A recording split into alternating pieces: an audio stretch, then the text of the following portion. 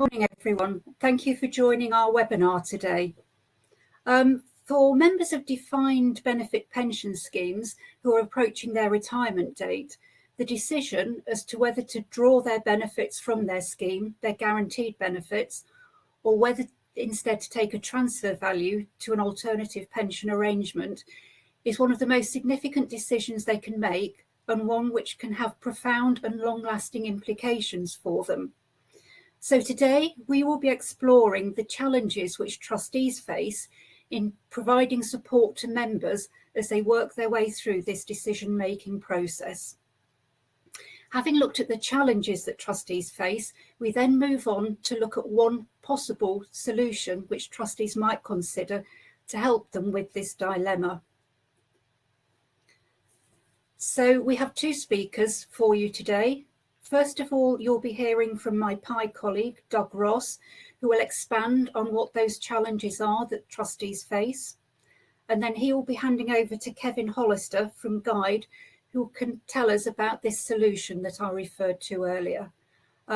Some of you may not be familiar with Guiide, but they launched their consumer business back in 2020, and they offer a range of online retirement planning tools, both for defined benefit and defined contribution arrangements. So if you don't know too much about them, I would suggest that you check out their website after this webinar. So before I actually just set the scene, just a little word on housekeeping. I think you should all have a chat box, should be in the bottom right-hand corner of your screen. So if you can please enter any questions in that chat box as we go along. We have allowed a few minutes for questions at the end of the webinar, and we will answer as many of them then as we have time to cover. So why is this such a challenge for trustees and such an important question? And I've jotted down sort of 3 points there, which I think all combine as to why this is such a critical issue. As you see there, even sort of relatively modest amounts of defined benefit pension do give rise to very large transfer values. So for most pension scheme members, their DB benefits are a huge part of their overall wealth, probably the most, in some cases, the most of all, but certainly after their property. And these are sums of money which many sort of members will not be used to making financial decisions on. So because it's so significant to members, clearly it's very important. I think secondly, financial literacy across the population as a whole is not very high. We all know, very sharp sort of members who are absolutely clued up and are well placed to make the right decision. But many pension scheme members don't really understand their pension benefits.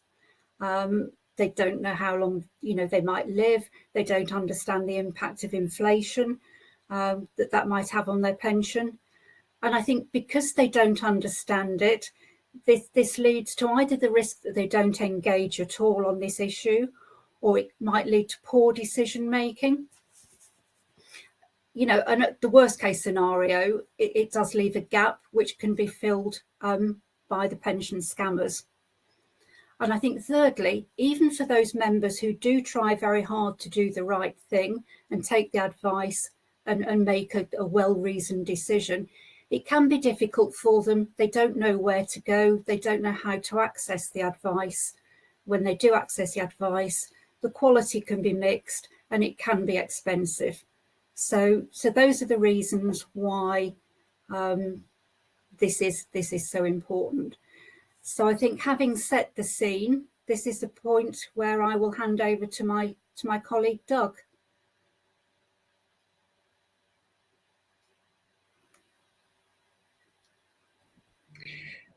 Good morning and welcome. Thank you very much, Lynn, for that introduction.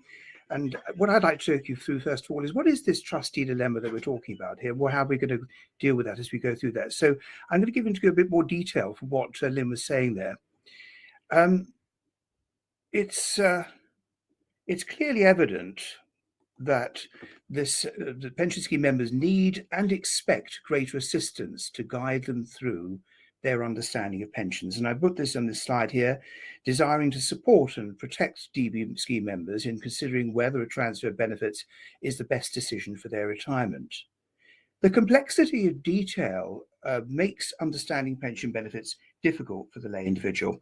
And this situation probably is exacerbated by confusion in what steps to take and the limited availability of affordable, professional, independent financial advice. This is particularly prevalent in retirement when a defined benefit pension scheme member is deciding whether they should leave their pension with an existing scheme or transfer their pension benefits to an alternative arrangement. As trustees, we have the dilemma in deciding how we support members through this process, whilst not incurring significant additional cost for the member of the scheme. The importance of such a decision should not be underestimated. When the decision has to be made, there is no turning back.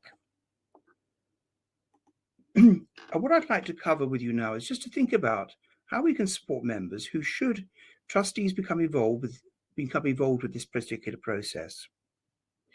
So looking at this here, with a greater expectation of retirement becoming a significant and lengthy period of an individual's lifetime, there is considerable focus on the media and in the public domain on pensions and retirement. The role of the trustee therefore has to encompass an increasing recognition of what members require and expect and support through their membership. And this is brought out here with this greater focus on effective communication being essential. Communication is key when considering whether to retain or transfer pension benefits, ensuring throughout that we protect and educate our members from the dangers of pension scams, and also ensuring our DB members know the choices and flexibilities that they have. Supporting members is a critical aspect of the trustee's responsibilities, and it's really emphasised through a number of pension scheme bodies, such as the PLSA, and significantly, Charles Counsel, as the TPR, has said a number of press articles recently, the pension scheme members should be putting the member first. The support could not be more relevant than at this time, when a member chooses to take their benefits from the scheme or transfers to an alternative arrangement. This is the time when a member must carefully consider the implications of their decision. This unique opportunity to make a decision requires the member to have expert, professional, independent financial advice. In the capacity of trustee, we are often seen as the conduit for creating this facility. The method of providing such a facility, however, is not easy and can often be a costly exercise, both for the trustees and the member. What we need to think about is the trustee considerations in supporting members to retain DB benefits in the fund versus transferring out. And as I say here, the risk of pension scams, although mitigated by the introduction of new transfer conditions, remains a significant issue for members. Trustees need to be increasingly vigilant to the number of fraudsters scamming members. With false promises through transferring their benefits out of the scheme, the outcome of being a victim often means the loss of an individual's life savings. The unfortunate truth is that the number, frequency, and sophistication of scammers is increasing. Aware of this issue, the trustees need to be exceptionally careful in protecting members. New transfer conditions were introduced on the 30th of November last year to enhance protection, but the activity is still significant. So the reduction in the number of professional advisors, IFAs, willing to provide advice and support to members and capacity issues are also increasing and creating severe delays. Member ability to obtain professional independent advice from an IFA has become increasingly difficult in recent times.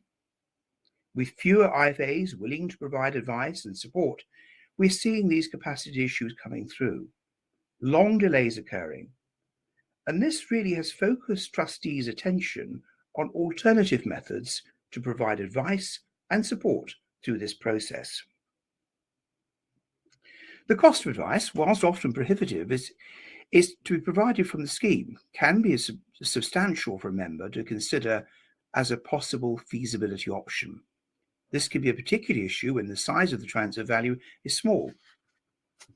So many trustees would like to offer comprehensive support in understanding or providing support to their members in understanding these options. But the cost of considering the feasibility of transferring their pension is so substantial that it's not really feasible.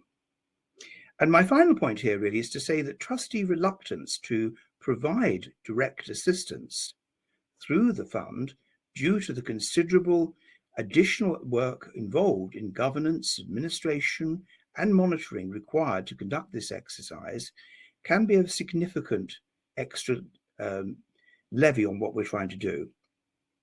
While trustees would like to provide this direct assistance to members through the fund, the cost can be prohibitive, not just in terms of the provision of the advice, but also the governance and monitoring for this exercise.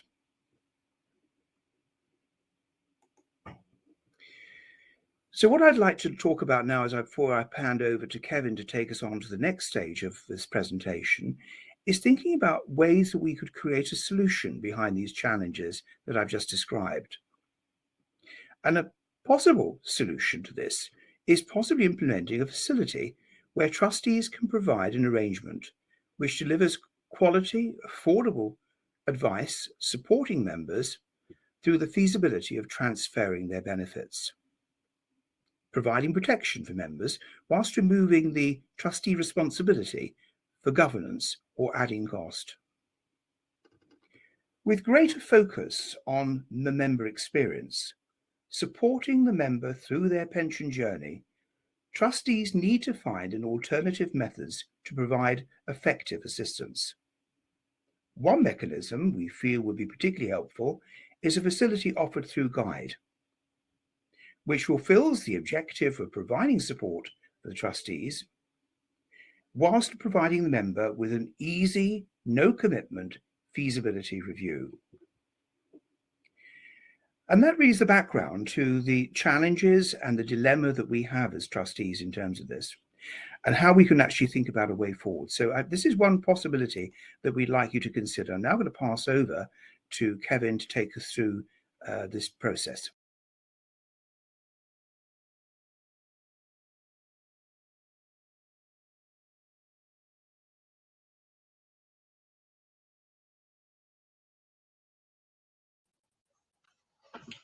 And thanks very much, Doug and Lynn, for the introduction and taking us to this point.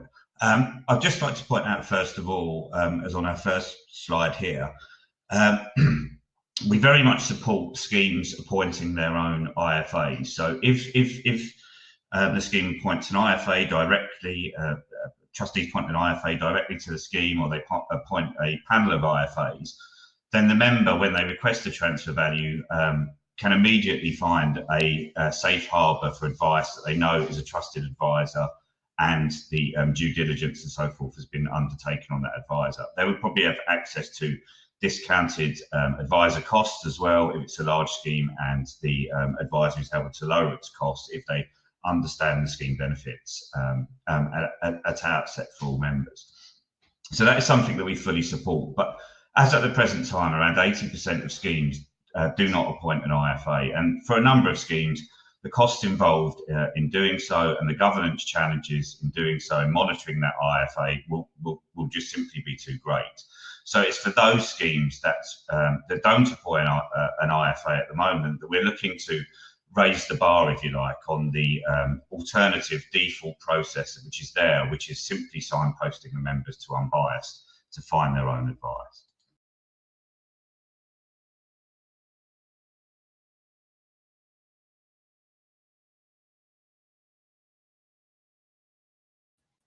Sorry, lost myself for a minute there. Okay, so what is the Guide DB process all about, and how does it help the members? Well, if we look first of all from the members' point of view, they receive their transfer value.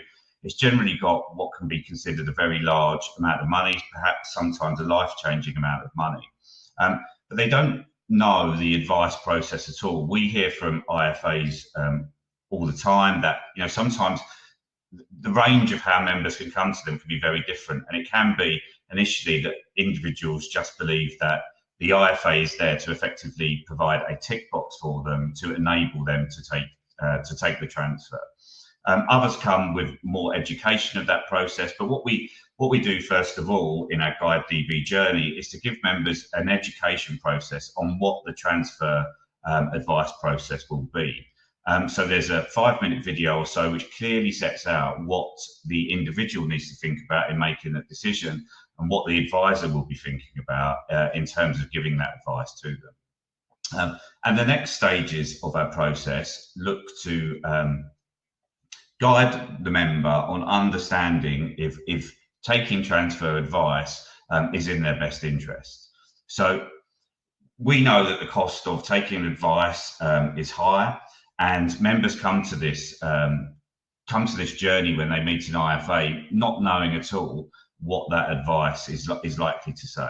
And the FCA is clear that for the majority of members, remaining in the scheme will be the best advice that they can receive, and will be in their best interest to do so. And there will clearly be members which, for particular circumstances, a transfer either at this time or at all will not be in their best interest. So the first element of that is timing. So for members who cannot access the pension flexibilities immediately because they're under 55 or not within 6 months of their 55th birthday, for those individuals, the FCA is clear that, you know, they should remain in the scheme, and they should come back to with a revised transfer value nearer the time that they actually want to access any flexibility, should they wish to do so. So that is the first part of our journey, to understand if the individual can and is also willing to access the benefits at this particular point in time or in the near future. That if they're not, the best course of action for those individuals is that they need future retirement planning tools. So if they come through our journey and are not at that point of being able to or willing to access their benefit, wanting to access their benefits in the next 6 months, we will direct them to our Guide site, which will give them planning tools on how they can use everything they have, the DB benefits they have, the state pension, DC benefits that they may have elsewhere, to look to provide a retirement income and plan for that in future.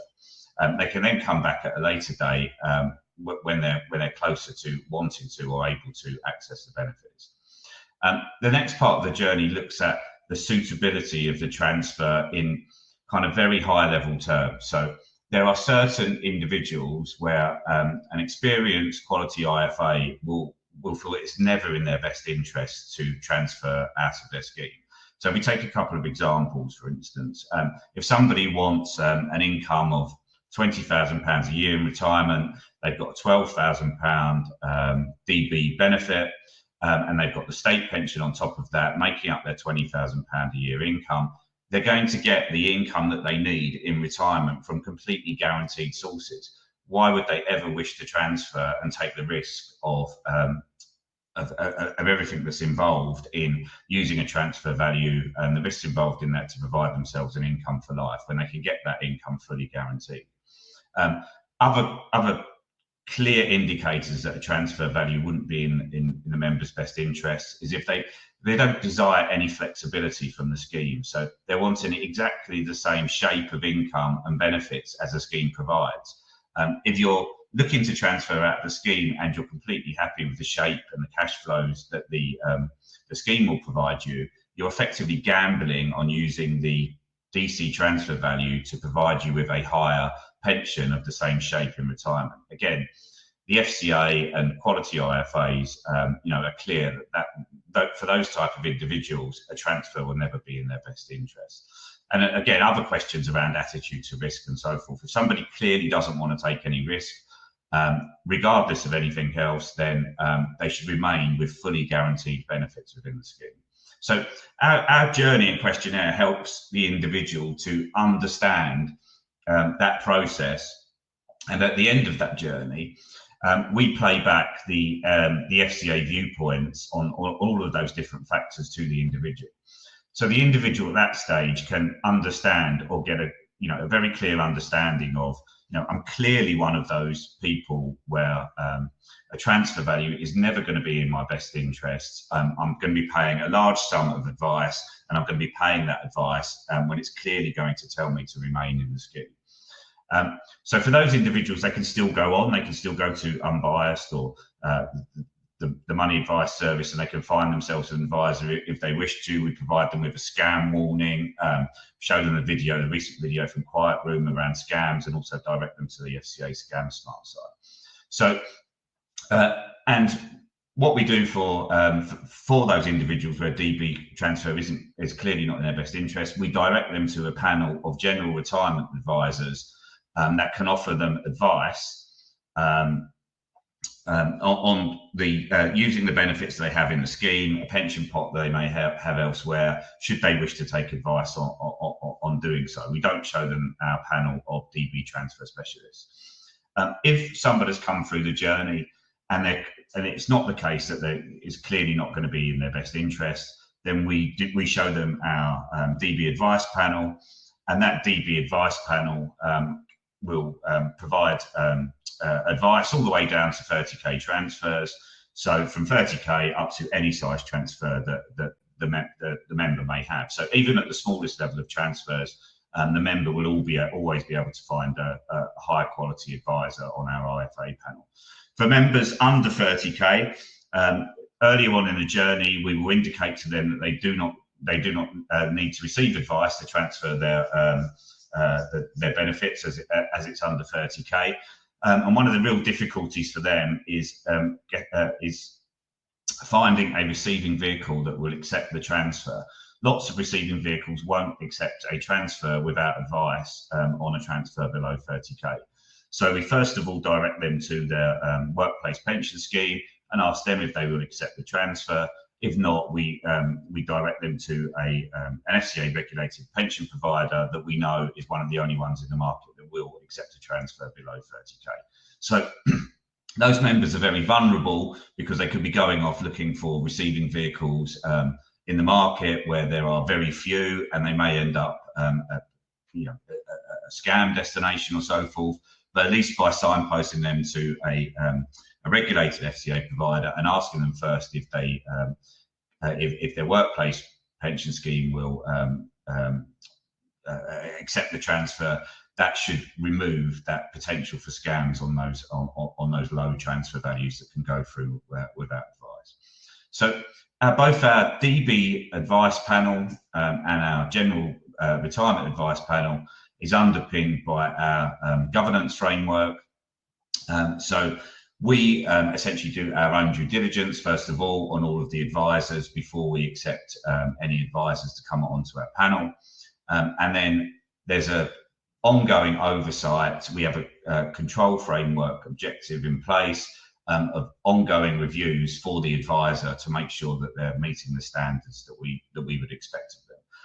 And that is overseen. So there's a regulatory advisor that advises our governance panel, and that governance panel has the ultimate decision as to remove an advisor from our panel going forward. So I'll touch on to that on the next slide.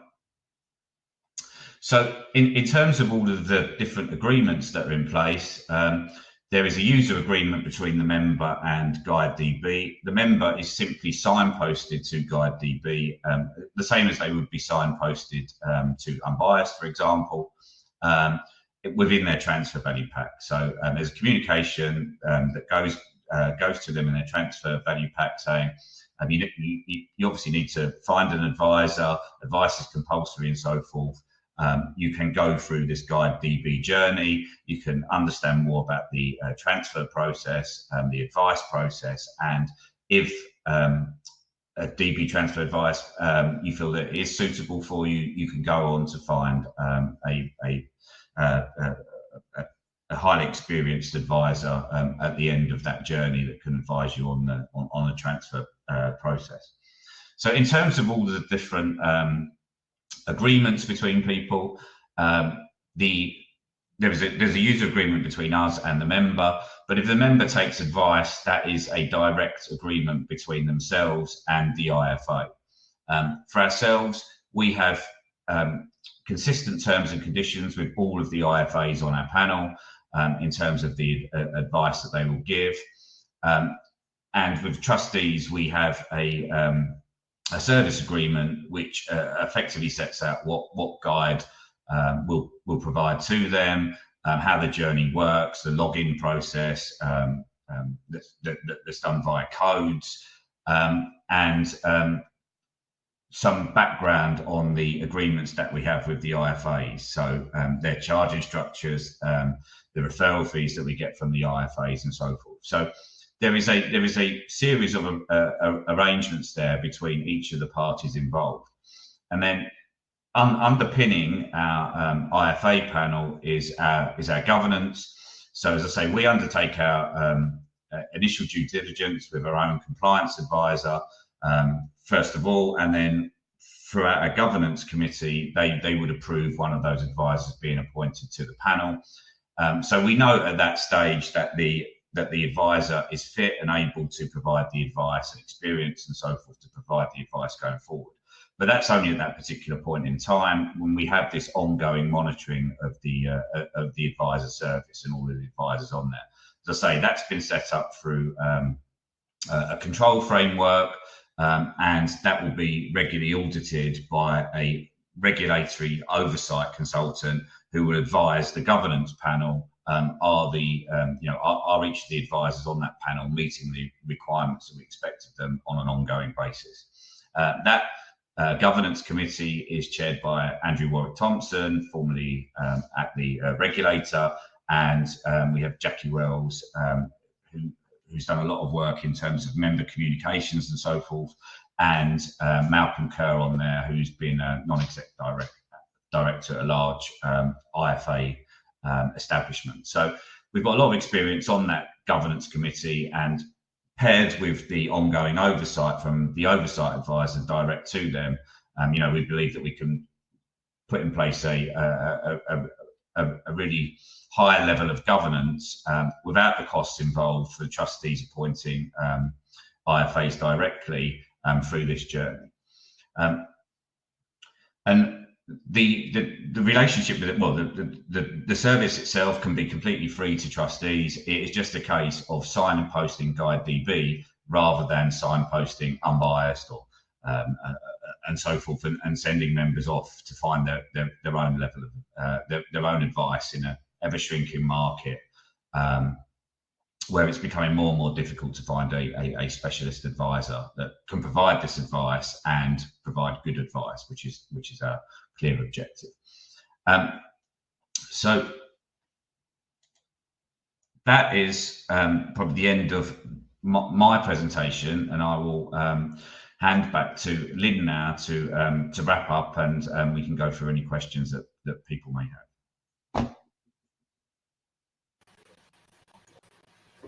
So thank you very much to both Doug and to Kevin for your talks. So far, we've only had one question come through. So please, if you have got any comments or questions, please do put them in the chat box now so we can pick them up, as we've got a few minutes to spare. We will finish on time at 9:40. But Kevin, I think one for you that's been raised: how does the health of the member impact their Guide journey? Yeah, so I mentioned earlier that if somebody isn't able, because they're under 55, to access their benefits, or they're not looking to access their benefits in the next few years, then we would direct them to a pension planning tool, which is Guide rather than the Guide DB journey. However, that is underwritten. Sorry, the signposting is overridden by the fact that if they're in ill health. So if somebody is in ill health, it will always be in their best interests to at least look at is a transfer value viable. So if somebody is, for example, 45, but they say that they're in serious ill health, they will override the journey and go straight to the advisor panel. Thank you, Kevin. And I think another one for you, really. What is the trustee's liability in respect of them signposting Guide? So we like to look at this in terms of sort of, relative risk and liability. There will always be risks involved in any kind of signpost, and the risks really clearly are that the member gets bad advice, and that comes back to the trustees. But looking at that relatively, we believe, given the governance framework that we have in place and so forth, our own insurance and so forth as well, our own PI insurance, that effectively the risk of signposting members to Guide is far less than the risk of just signposting them off to unbiased. Anything could potentially happen in that journey as the member struggles to find advice in that particular market. Whereas, we believe we put in a much tighter, solid governance framework on our advisors. The type of advisors that are on our panel are the type of advisors that you would see as scheme appointed advisors. So the likes of Origin, Informed Pensions, those type of advisors that you generally see on a scheme appointment or on a panel that scheme would appoint. Okay, Kevin, sorry to bombard you, but they all seem to be sort of around your offering. How many IFAs do you have on your panel at the moment? Is that likely to change in the future? And do you have any information on how their charges may compare with the market generally? Yeah, sure. So we have 4 IFAs at the moment. So we have Informed Pensions and Origin. We have Pension Works, which offers a more digital offering and is able to provide advice down to 30k, which is is going to be exceptionally rare to try and find that on your own.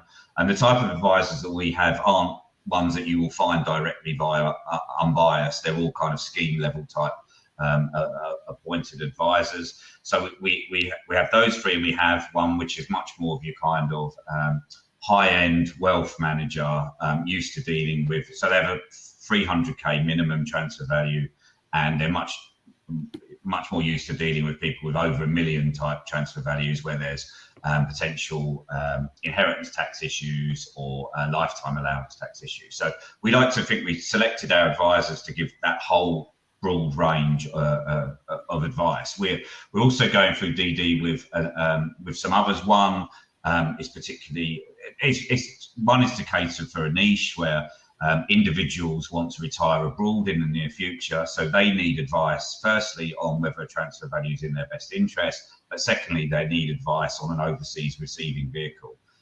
So that's going to affect very, very few members who come through. But again, it's a high risk situation of somebody looking for advice, in an overseas jurisdiction. So that is one that we'll be bringing on shortly. We in conversations with lots of other advisors, but we will expand our panel as we see, as needs must, really, in terms of capacity and so forth. So again, we don't think that there will be a capacity crunch, because we can see further into the future what pool of deferred members are using our service, how many do we expect to get advice, and we can maintain a multiple of that level of expected advice that we would see by adding new advisors, as we need to. Doug, I'm going to ask you on now. We talked earlier about whether the trustees had any liability were they to signpost the Guide offering. Someone has raised the question, particularly for members who are in very poor health, are trustees, negligent if they don't make members aware of the option, to transfer, and that may be in their interests? Well, I think the point is there that we obviously, throughout our activities there, we must ensure that we remain completely independent and are not in any way offering advice at all to our members. But I think it's an important point from the point of view of the trustees' responsibilities. As I said earlier on in my piece, that as far as it's concerned, with the members, they do expect more from the trustee in terms of providing as much information in terms of choice and flexibility as possible. And what I see this as being is we're simply signposting what that is. Now, in terms of somebody who is in ill health, I think that's something that could be considered, but I don't think it's us to be providing specific advice in that way. We can still signpost, we can provide clarity on it.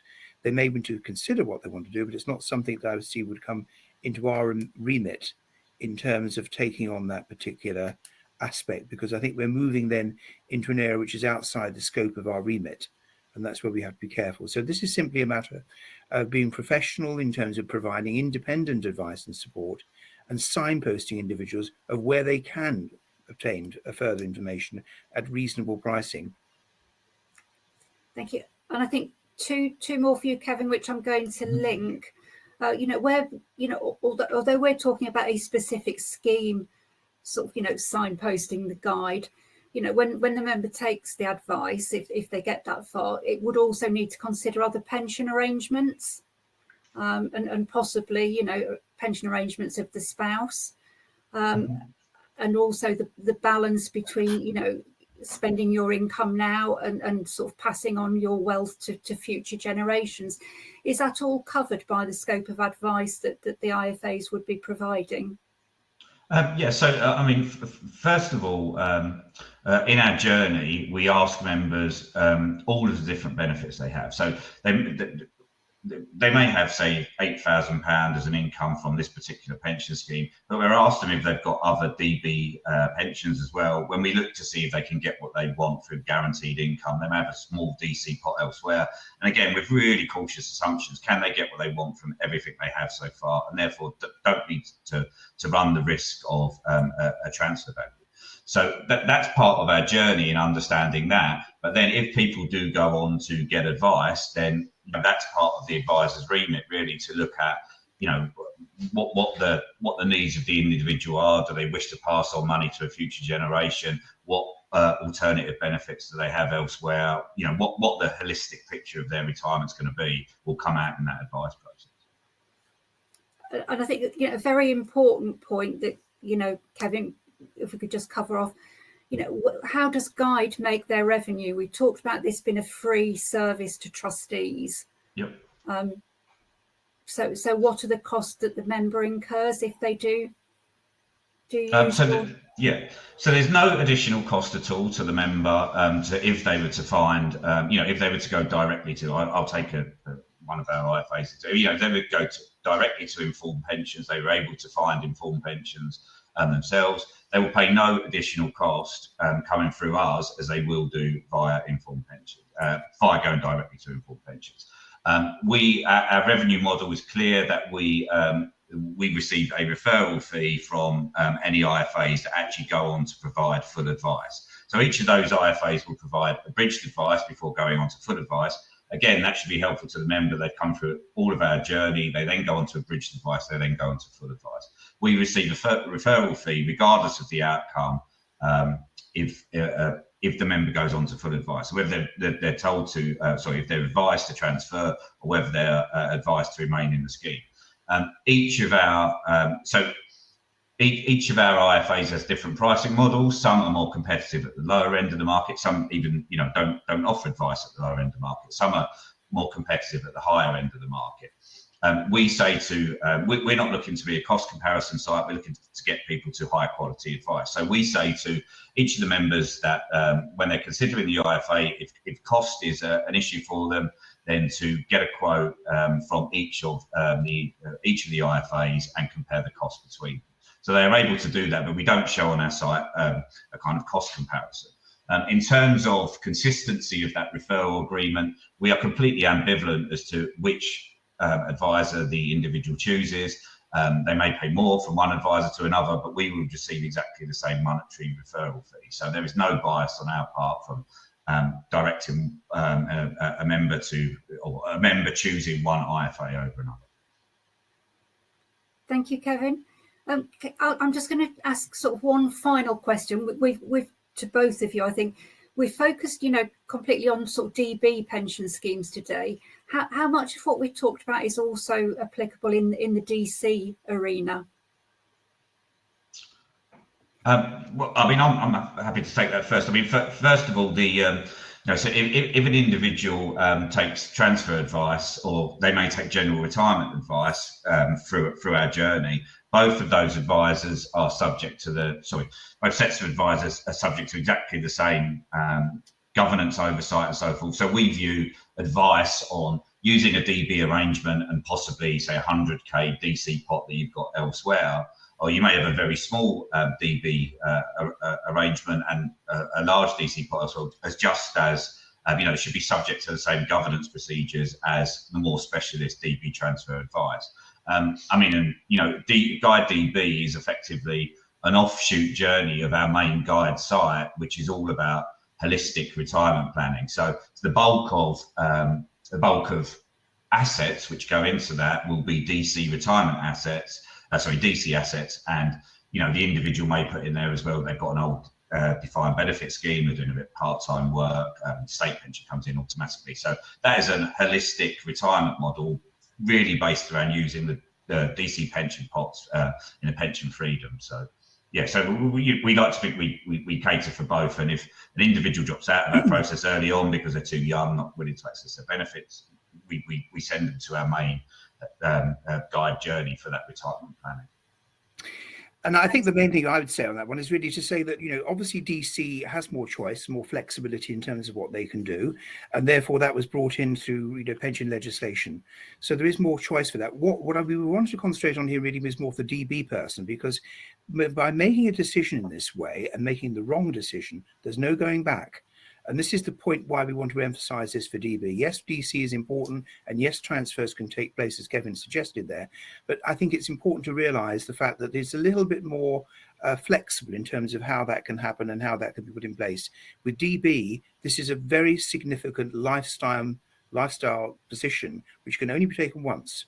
And to get it wrong is important and significant.